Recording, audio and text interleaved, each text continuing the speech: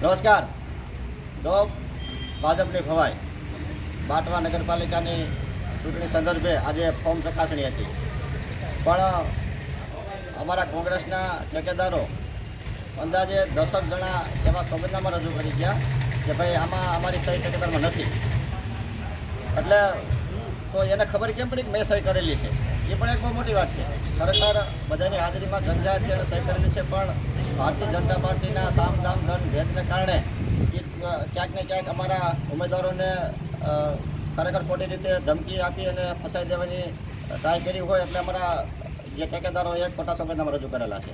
એટલે આ બાબતમાં અમે આજે બાટવા શહેરના ચૂંટણી અધિકારીને અમે ખાસ વિનંતી કરી છે કે જે સોગંદનામા રજૂ થયા છે એની ફોરેન્સિક લેબ કરવામાં આવે. ખરેખર અમારા ઠેકેદારો છે કે નહીં, એટલે તાત્કાલિક ચુકાદો આપ્યા પહેલાં અમારી સહીના નમૂનાની ફોરેન્સિક લેબ કરવામાં આવે, ત્યાર પછી જે ચુકાદો આપવામાં આવે.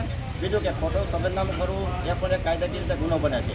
એટલે તાત્કાલિક ચૂંટણી પંચને અમારી વિનંતી છે કે આ અમારી અરજીને ગ્રાહ્ય રાખી અને એ મુજબ ચુકાદો આપે. જય હિન્દ, જય ભારત.